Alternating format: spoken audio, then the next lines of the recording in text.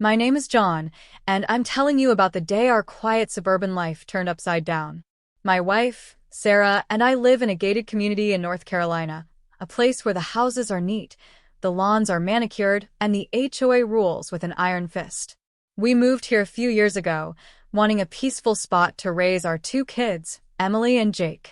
The neighborhood seemed perfect, safe, predictable, maybe a little too obsessed with uniformity, but we could deal with that. Sarah, though, isn't your typical suburban mom. She's an active-duty Delta Force operator, one of the most highly trained soldiers in the world.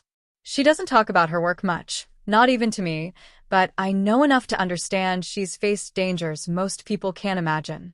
That's the woman I married, tough, sharp, and always in control. But nobody in our neighborhood knows that side of her.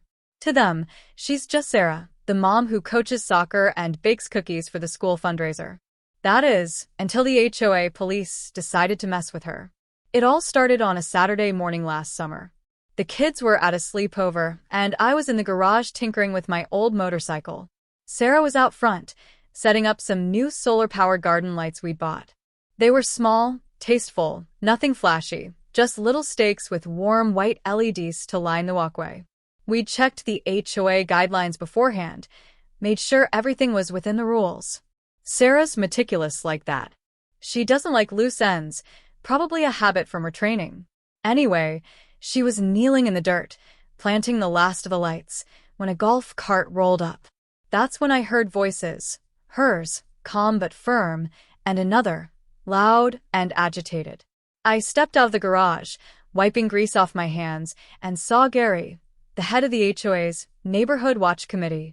Gary's the kind of guy who takes his volunteer job way too seriously. He's in his late 50s, balding, with a paunch that strains his polo shirt. He fancies himself the sheriff of the subdivision, always patrolling in his golf cart, clipboard in hand, looking for infractions like a hawk. Most folks just roll their eyes and let him lecture them about mailbox colors or untrimmed hedges. But that day, Gary wasn't just lecturing. He was standing over Sarah, red-faced, pointing at the garden lights like they were a federal offense. "These are not approved fixtures," Gary barked, his voice carrying across the street. "The guidelines clearly state all exterior lighting must be submitted for review." Sarah didn't look up from her work. She drove another stake into the ground with a small mallet, her movements precise. "I read the guidelines, Gary," she said evenly. "These are solar-powered, under 12 inches, and emit less than 50 lumens. They're compliant." Gary sputtered, clearly not expecting pushback. "You can't just decide that. You need written approval from the board." Sarah finally stood, brushing dirt off her jeans. She's 5 feet 6 inches, lean but strong, with a presence that makes people pay attention even when she's not trying. "I submitted the request last month," she said. "Got the approval email on Tuesday. Check your inbox." I could see Gary's face twist. He wasn't used to being challenged, especially not by someone who had their facts straight. I leaned against the garage door, watching, knowing Sarah could handle this. She always does. But Gary wasn't backing down. He stepped closer, too close, and jabbed a finger toward her. "You think you're above the rules, don't you? People like you move in and ruin this community." That's when I noticed the holster on his hip. Gary had started carrying a pistol a few months back, claiming it was for neighborhood safety. Most of us thought it was ridiculous. Our biggest threat was raccoons raiding trash cans. But there it was, a black Glock strapped to his belt, and his hand was twitching toward it. I straightened, my stomach tightening. Sarah saw it too. Her eyes flicked to the holster, then back to Gary's face, but she didn't flinch. "Gary," she said, her voice low, almost gentle. "You need to step back." He didn't. Instead, he doubled down, his hand now resting on the grip of his gun. "Don't tell me what to do. I'm in charge here." His voice was shaking, but there was a dangerous edge to it. Neighbors were starting to peek out their windows, drawn by the commotion. I started walking toward them, my heart pounding, but before I could get there, Gary made the worst mistake of his life. He pulled the gun. It wasn't pointed at Sarah, not yet, but he held it low, like he thought it would scare her into submission. "You're taking these lights down, or I'm reporting you to the board and the sheriff," he shouted. What Gary didn't know, what he couldn't have known, was that Sarah's been in situations most people only see in movies. She's disarmed insurgents in pitch-black alleys, faced down hostiles in war zones, and come out on top every time. A middle-aged HOA bully with a handgun wasn't going to rattle her, but it did make her mad. Sarah's demeanor changed, subtle but unmistakable. Her shoulders squared, her weight shifted to the balls of her feet, and her eyes locked onto Gary's like a predator, sizing up prey. "Put the gun away, Gary," she said, her voice calm but carrying an edge I never heard outside her stories about work. "You don't want to do this." Gary froze, clearly expecting her to back down. When she didn't, his bravado faltered, but his ego wouldn't let him retreat. "Don't test me," he snapped, raising the gun slightly, still not aiming but making it clear he could. I was halfway across the lawn now, my fists clenched, ready to intervene. But Sarah gave me a quick glance, a look that said, "I've got this." And she did. In one fluid motion, faster than I could process, she closed the distance between her and Gary. Her left hand shot out, grabbing his wrist, twisting it just enough to make him gasp. The gun dropped to the grass with a soft thud. Her right hand pressed against his elbow, locking his arm in place. She didn't hurt him. Not yet, but he wasn't going anywhere. "You're going to pick that up, secure it, and walk away," she said, her voice steady as steel. "Not if you understand." Gary's face went pale. He nodded, his bravado gone, replaced by something like fear. Sarah released him, stepping back, but staying alert. He fumbled to pick up the gun, holstering it with shaking hands, then stumbled back to his golf cart without another word. The cart whirred away, leaving a stunned silence in its wake. I reached Sarah's side, my heart still racing. "You okay?" I asked. She nodded, brushing a strand of hair from her face. "Yeah, just another day at the office." That should have been the end of it, but it wasn't. Word spread fast. By dinner, neighbors were texting me, asking what happened. Some had seen the whole thing from their windows. Others had heard Gary's version, which painted him as the victim of an unhinged woman. The HOA board called an emergency meeting that evening, demanding Sarah and I attend to address the incident. I was furious, but Sarah was calm, almost amused. "Let's go," she said. "Might as well set the record straight."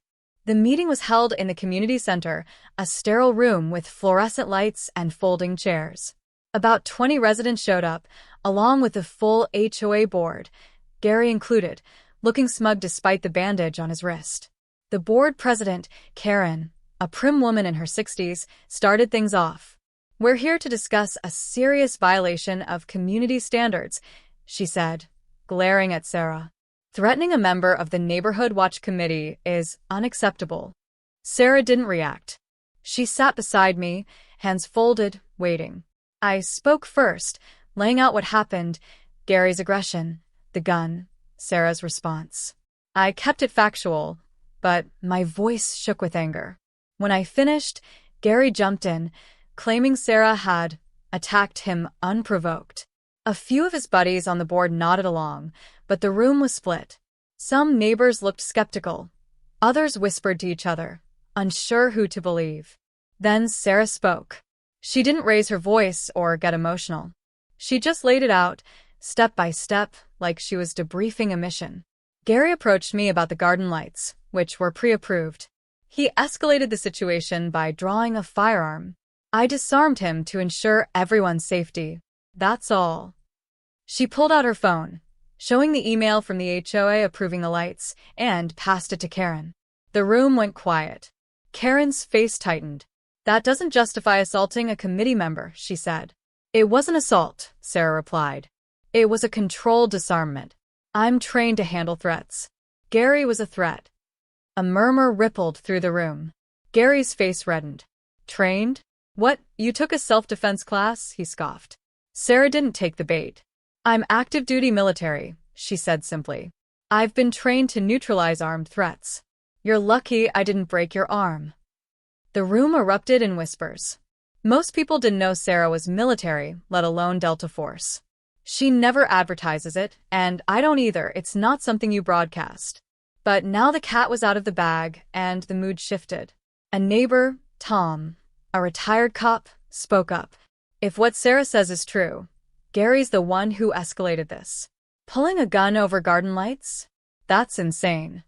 Gary started to protest, but Karen cut him off, looking shaken. We'll review the guidelines on the neighborhood watch carrying weapons, she said. This meeting is adjourned. That wasn't the end of the drama, though. Over the next week, the neighborhood split into camps. Some thought Sarah was a hero for standing up to Gary's bullying. Others, mostly Gary's cronies, spread rumors that she was unstable, dangerous even. Someone leaked her military status to the local paper, and a reporter showed up at our door, asking for an interview. Sarah declined, politely but firmly. She didn't want the attention, and neither did I. All we wanted was to live our lives. Gary resigned from the neighborhood watch a few days later, citing personal reasons. Rumor has it he's selling his house and moving out of state. The HOA rewrote their rules, banning committee members from carrying firearms. Sarah and I got a formal apology from the board, though it was grudging and half-hearted. Life slowly went back to normal, but the neighborhood hasn't looked at Sarah the same since. She's still the mom who coaches soccer and bakes cookies, but now there's a quiet respect and maybe a little fear in the way people talk to her. As for me, I'm just glad she's on my side. I've always known Sarah was extraordinary, but seeing her in action reminded me just how much. She doesn't talk about that day much, just shrugs it off like it was nothing. But I know better. That's who she is, calm under pressure, unstoppable when it counts. And if the HOA ever tries to mess with us again, they'll think twice. They know who they're dealing with now.